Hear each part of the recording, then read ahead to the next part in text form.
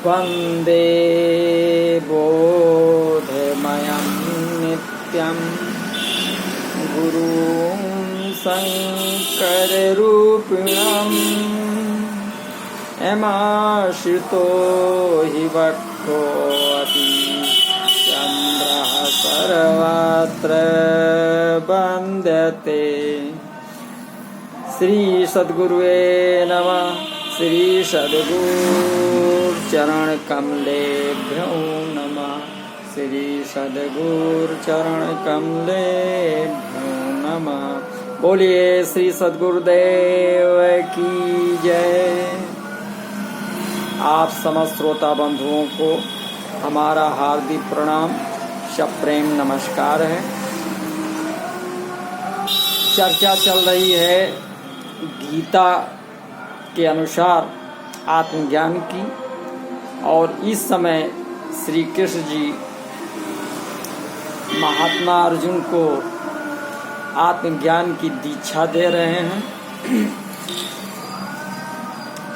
तो आत्मा की विशेषता बतला रहे हैं, इसी पे चर्चा चल रही है। तो अध्याय 2 का 18वां श्लोक। अंतवंत इमे देहा नित्यस्य उक्ता शरीरिणी अनासिना अप्रमेयस्य तस्मात् युद्धस्य भारत। तो ये 11वां एपिसोड है। इस 11वें एपिसोड में आप सभी का स्वागत है, हार्दिक अभिनंदन है। इसका अर्थ था कि अविनाशी, अप्रमेय तथा शाश्वत जीव यानी आत्मा के भौतिक शरीर का अंत असंभावी है। अतः हे भरतवंशी युद्ध करो, ऐसा श्री कृष्ण जी कह रहे हैं। तो इस पर चर्चा चल रही थी और विशेष बात हो रही थी। तो इसी विशेष बात में कुछ चीज़ें और रह गई थी। तो जहाँ से 10वें एपिसोड में छूटा था, उससे आगे की चर्चा यहाँ पर जारी रहेगी। तो जैसा कहा है कि ये स्वयं जिन जिन चीज़ों को अपने में रखता चला जाता है, उन चीज़ों में मेरापन होता ही चला जाता है। जैसे कुटुंब को अपने में रख लिया तो कुटुंब मेरा है, धन को अपने में रख लिया तो धन मेरा है, बुद्धि को अपने में रख लिया तो बुद्धि मेरी है, शरीर को अपने में रख लिया तो शरीर मेरा है, आदि आदि। तो जड़ता के साथ मैं और मेरापन होने से ही मात्र विकार पैदा होते हैं। तात्पर्य है कि शरीर और मैं स्वयं, इन दोनों अलग अलग हैं। इन विवेक को महत्व न देने से ही मात्र विकार पैदा होता है। परंतु जो इस विवेक को आदर देते हैं, महत्व देते हैं, वे पंडित होते हैं, विद्वान होते हैं। ऐसे विद्वान लोग कभी शोक नहीं करते, क्योंकि सत सत ही है और असत असत ही है, इसका उनको ठीक अनुभव हो जाता है। तो तस्मात्, तो यहाँ तस्मात् पद युक्ति समझने में आया है, अर्थात युक्ति समझ में आ गई तो अब युद्ध करो। इसी तरह गीता में तस्मात् पद का प्रयोग प्रायः प्रकरण की समाप्ति पर अथवा युक्ति की समाप्ति पर किया गया है। जैसे दूसरे अध्याय के 30वें, तीसरे अध्याय के 19वें, 8वें अध्याय के 7वें तथा 27वें आदि श्लोक में तस्मात् पद प्रकरण की समाप्ति के लिए आया है। और दूसरे अध्याय के 25वें, 27वें, 37वें, 68वें तथा 11वें अध्याय के 33वें आदि श्लोक में तस्मात् पद युक्ति की समाप्ति लिए आया है। तो तस्मात् युद्धस्य भगवान अर्जुन के लिए आज्ञा देते हैं कि सत असत को ठीक समझकर तुम युद्ध करो, अर्थात प्राप्त कर्तव्य का पालन करो। तात्पर्य है कि शरीर तो अंत वाला है और शरीर ही अविनाशी है। तो इन दोनों शरीर शरीरी की दृष्टि से शोक बन ही नहीं सकता, अतः शोक का त्याग करके युद्ध करो। तो विशेष बात और इसमें है कि ये 17वें और 18वें इन दोनों श्लोकों में विशेषता से सत तत्व का ही विवेचन हुआ है। कारण कि इस पूरे प्रकरण में श्री कृष्ण जी का लक्ष्य सत्य का बोध कराने में ही है। सत्य का बोध हो जाने से असत की निवृत्ति स्वतः हो जाती है, फिर किसी प्रकार का किंचन मात्र भी संदेह नहीं रहता। तो इस प्रकार सत्य का अनुभव करके निसंदिग्ध होकर कर्तव्य का पालन करना चाहिए। इस विवेचन से ये सिद्ध होता है कि सांख्य योग एवं कर्म योग में किसी विशेष वर्ण और आश्रम की आवश्यकता नहीं है। अपने कल्याण के लिए चाहे सांख्य योग का अनुष्ठान करें चाहे कर्म योग का अनुष्ठान करें, इसमें मनुष्य की पूर्ण स्वतंत्रता है। परंतु व्यावहारिक काम करने में वर्ण और आश्रम के अनुसार शास्त्रीय विधान की परम आवश्यकता है। तभी तो यहाँ सांख्य योग के अनुसार सत असत का विवेचन करते हुए श्री कृष्ण जी ने युद्ध करने की अर्थात कर्तव्य कर्म करने की आज्ञा देते हैं। आगे 13वें अध्याय में जहाँ ज्ञान के साधनों का वर्णन किया गया है, वहाँ भी आसक्ति रन अभिष्वंग पुत्रदार गृहादिषु कहकर पुत्र स्त्री घर आदि की आसक्ति का निषेध किया है। अगर सन्यासी ही सांख्य योग के अधिकारी होते तो पुत्र स्त्री घर आदि में आसक्ति रहित होने के लिए कहने की आवश्यकता ही नहीं थी, क्योंकि वो सन्यासी उनके पास कुछ है ही नहीं, क्योंकि सन्यासी के पुत्र स्त्री आदि होते ही नहीं। तो इस तरह गीता पर विचार करने से सांख्य योग एवं कर्म योग दोनों परमात्मा प्राप्ति के स्वतंत्र साधन सिद्ध हो जाते हैं। ये किसी वर्ण और आश्रम पर किंचित मात्र भी अवलंबित नहीं है। अब इसका भाव है कि श्री कृष्ण जी ने अपने उपदेश के आरंभ में गतासन मृत और आगतासन यानी जीवित दोनों प्राणियों को अशोच बताया। फिर 12वें 13वें श्लोक में गतासन को अशोच बताने के लिए सत नित्य का वर्णन किया और 14वें 15वें श्लोक में आगतासन को अशोच बताने के लिए असत यानी अनित्य का वर्णन किया। फिर सत्य और असत दोनों का वर्णन 16वें श्लोक में किया। तो इसके बाद सत्य के भाव और असत के अभाव का विवेचन मुख्य रूप से 17वें 18वें श्लोकों में करके इस प्रकरण को पूरा किया। यद्यप भाव होनापन आत्मा का ही है, शरीर का नहीं, तथापि मनुष्य से भूल ये होती है कि वो पहले शरीर को देखकर फिर उसमें आत्मा को देखता है, पहले आकृति को देखकर फिर भाव को देखता है। तो इस प्रकार जो ये अभी तक पालिश लगाई गई है कब तक टिकेगी? तो साधक को विचार करना चाहिए कि आत्मा पहले थी या शरीर पहले था। विचार करने पर सिद्ध होता है कि आत्मा पहले है, शरीर पीछे है, भाव पहले है, आकृति पीछे है। इसलिए साधक की दृष्टि पहले भाव रूप आत्मा या स्वयं की तरफ जानी चाहिए, शरीर के तरफ नहीं। अब अभी तक शरीरी को अविनाशी जानने वालों की बात कही। अब उसी बात को अन्वय और व्यतिरिक्ति से दृढ़ करने के लिए जो शरीरी को अविनाशी नहीं जानते उनकी बात आगे 19वें श्लोक में गीता में वर्णन किया गया। 19वां श्लोक है यः एनं वेत्ति हन्तारं यः च एनं मन्यते हतं उभौ तौ न विजानीतः न अयं हन्ति न हन्यते। अर्थात जो इस जीवात्मा को मारने वाला समझता है तथा जो इसे मरा हुआ समझता है वे दोनों ही अज्ञानी हैं, क्योंकि आत्मा ना तो मारता है और ना मारा जाता है।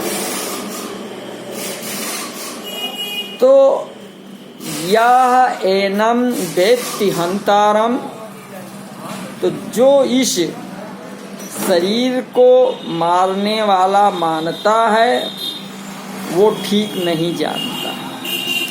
कारण कि शरीर में कर्तापन नहीं है। जैसे कोई भी शरीर कारीगर कैसा ही चतुर क्यों ना हो, पर किसी औजार के बिना वो कार्य नहीं कर सकता, ऐसे ही ये शरीरी शरीर के बिना स्वयं कुछ भी नहीं कर सकता।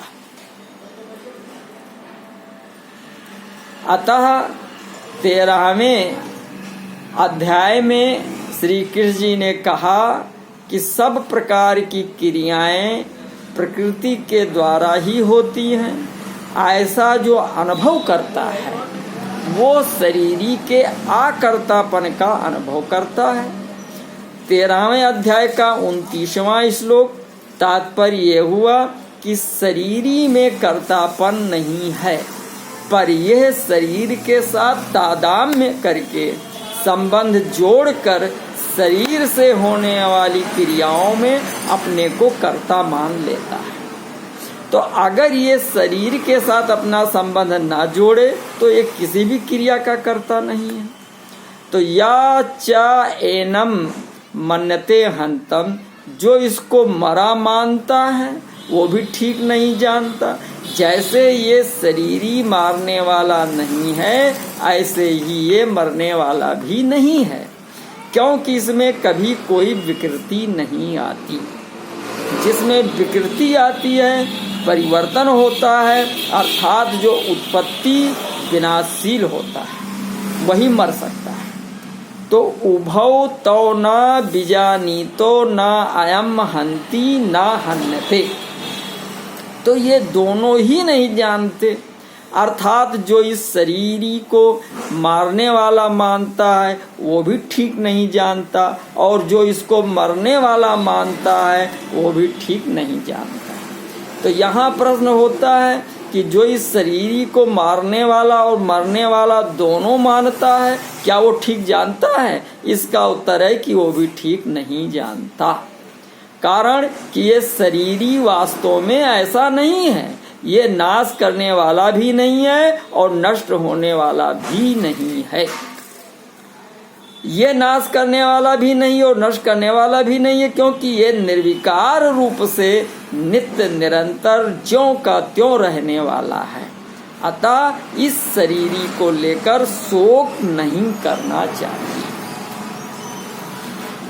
अर्जुन के सामने युद्ध का प्रसंग होने से ही यहाँ शरीरी को मरने मारने की क्रिया से रहित बताया गया है। वास्तव में संपूर्ण क्रियाओं से रहित है। ये शरीरी ना तो किसी को मारता ना किसी से मारा ही जाता है। इसका तात्पर्य है कि शरीरी किसी क्रिया का कर्ता भी नहीं है तथा कर्म भी नहीं है, और इसमें कोई विकार भी नहीं आता।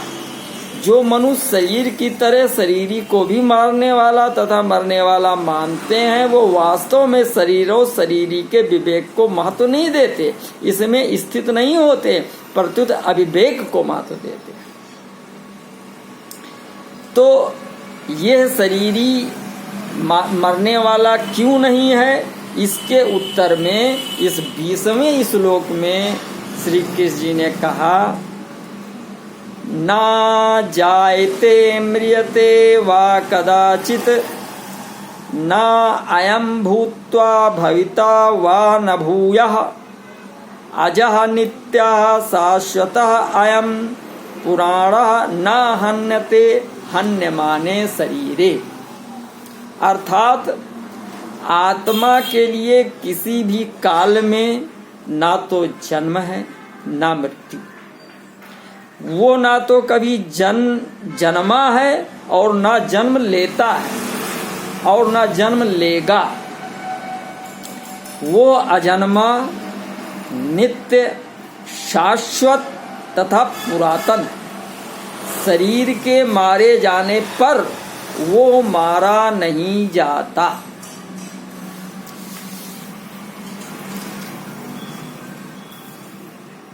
तो शरीर में 6 विकार होते हैं। क्या है? उत्पन्न होना, सत्ता वाला दिखना, तीसरा बदलना, चौथा बढ़ना, पांचवा घटना और छठवां नष्ट हो जाना। तो ये शरीरी इन छहों विकारों से रहित है। ये शरीर के हैं और शरीरी यानी जो आत्मा है वह इन 6 विकारों से अलग है, रहित है, इसमें ये विकार नहीं होते। तो यही बात श्री कृष्ण जी ने इस श्लोक में बताया है। जायते अस्त विपरिणम मते वर्चस्ते आपच्छियते विनश्यति।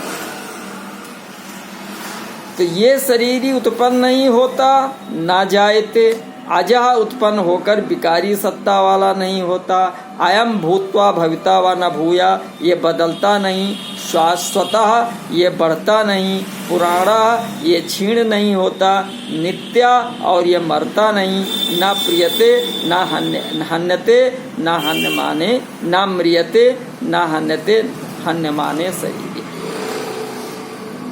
तो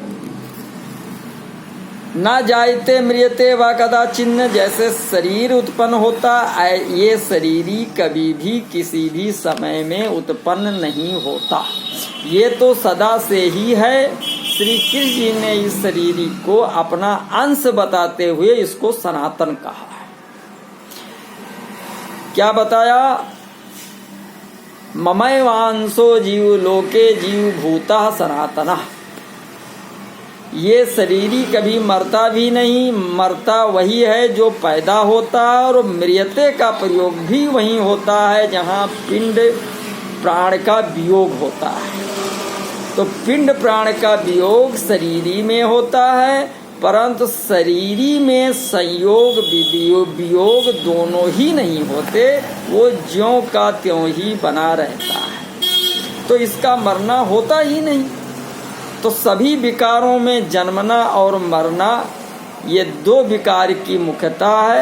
अतः श्री कृष्ण जी ने इनका 2 बार निषेध किया है। जिसका पहले ना जायते कहा उसी को दोबारा अज कहा, और जिसको पहले ना म्रियते कहा उसी को दोबारा ना हन्यते हन्यमाने शरीरे कहा।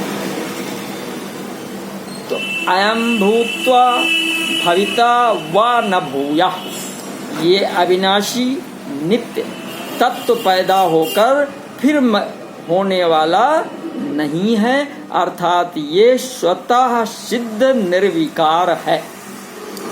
जैसे बच्चा पैदा होता है तो पैदा होने के बाद उसकी सत्ता होती है, जब तक वो गर्भ में नहीं आता तब तक बच्चा है, और ऐसे उसकी सत्ता होनापन कोई भी नहीं कहता। तो तात्पर्य है कि बच्चे की सत्ता पैदा होने के बाद होती है, क्योंकि उस विकारी सत्ता का आदि और अंत होता है। परंतु इस नित्य तत्व की सत्ता स्वतः सिद्ध और निर्विकार है, क्योंकि इस अधिकारी आत्मा की सत्ता का आरंभ और अंत नहीं होता। आज इस शरीरी का कभी जन्म नहीं होता, इसलिए ये अजह अर्थात जन्म रहित कहा गया है। नित्यः ये शरीरी से नित्य निरंतर रहने वाला है, अतः इसका कभी अपक्षय नहीं होता। अपक्षय तो अनित्य वस्तु में होता है जो कि निरंतर रहने वाली नहीं है। जैसे आधी उम्र बीतने पर शरीर घटने लगता है, बल क्षीण होने लगती है, इंद्रियों की शक्ति कम होने लगती है। तो इस प्रकार शरीर, इंद्रियां, अंतःकरण आदि का तो अपक्षय होता है, पर शरीरी का अपक्षय नहीं होता, यानी आत्मा का अपक्षय नहीं होता। तो इस नित्य तत्व में कभी किंचित मात्र में कमी नहीं आती। आत्मा ज्यों की त्यों जैसी है वैसे ही है, शाश्वतः। ये नित्य तत्व निरंतर एक रूप एक रस रहने वाला है, इसमें अवस्था का परिवर्तन नहीं होता, अर्थात ये कभी बदलता नहीं, इसमें बदलने की योग्यता है ही नहीं। पुराण, ये अविनाशी तत्व, पुराण यानी पुराना अर्थात अनादि है। ये इतना पुराना है कि ये कभी पैदा हुआ ही नहीं। उत्पन्न होने वाली वस्तुओं में भी देखा जाता है कि जो वस्तु पुरानी हो जाती है वो फिर बढ़ती नहीं, प्रति नष्ट हो जाती है। फिर ये तो अनुत्पन्न तत्व है, इसमें बढ़ना रूप विकार कैसे हो सकता है। तात्पर्य है कि बढ़ना रूप विकार तो उत्पन्न होने वाली वस्तुओं में ही होता है, इस नित्य तत्व में नहीं। अब आगे बताया न हन्य हन्यमाने शरीरे, तो शरीर का नाश होने पर भी इस अविनाशी आत्मा का यानी शरीरी का नाश नहीं होता। यहाँ शरीरे पद देने का तात्पर्य है कि ये शरीर नष्ट होने वाला है। इस नष्ट होने वाले शरीर में ही 6 विकार होते हैं, शरीरी में नहीं। तो इन पदों में श्री कृष्ण जी ने शरीर और शरीरी का जैसा स्पष्ट वर्णन किया है, ऐसा स्पष्ट वर्णन गीता में दूसरी जगह पे नहीं आया है। पूरा अति उत्तम वर्णन इस 20वें श्लोक में, गीता के अध्याय 2 के 20वें श्लोक में है, जिसकी चर्चा चल रही है। अर्जुन युद्ध में कुटुंबियों के मरने की आशंका से विशेष शोक कर रहे थे। उस शोक को दूर करने के लिए श्री कृष्ण जी कहते हैं कि शरीर के मरने पर भी इस शरीरी का मरना नहीं होता, अर्थात इसका अभाव नहीं होता, इसलिए शोक करना अनुचित है। अब भाव क्या है कि हमारा स्वयं का और शरीर का स्वभाव बिल्कुल अलग अलग है। हम शरीर के साथ चिपके हुए नहीं हैं, शरीर से मिले हुए नहीं हैं, शरीर हमारे साथ चिपका हुआ नहीं है, हमारे से मिला हुआ नहीं है। इसीलिए शरीर के रहने पर हमारा कुछ भी बिगड़ता नहीं। अब तक हम असंख्य शरीर धारण करके छोड़ चुके हैं, पर उससे हमारी सत्ता में क्या फर्क पड़ा, हमारा क्या नुकसान हुआ। हम तो ज्यों के त्यों ही रहे। भूत ग्रामा सा एवायम भूत्वा भूत्वा प्रलीयने, तो ऐसे ही ये शरीर छूटने पर भी हम स्वयं ज्यों के त्यों ही रहेंगे।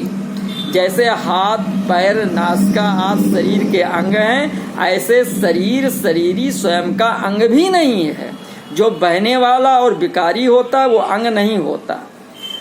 अद्भुतम मूर्तिम इत स्वांगम प्राणस्तम अविविकारजम अतस्थम तत्र दृष्टम च तेन चेतत धायुतम। जैसे कफ मूत्र आदि बहने वाले और फोड़ा आदि विकारी होने से शरीर के अंग नहीं है, ऐसे ही शरीर बहने वाला परिवर्तनशील और विकारी होने से शरीरी का अंग नहीं। यानी आत्मा निर्विकार है, आत्मा पुराण है, आत्मा शाश्वत है, आत्मा नित्य है, आत्मा अजा है। अयम भूत्वा भविता वा न भूया न हन्यते हन्यमाने शरीर। यानी आत्मा क्या है, ममय वांसो जीव लोके जीव भूता सनातना। बोलिए श्री सद्गुरुदेव की जय।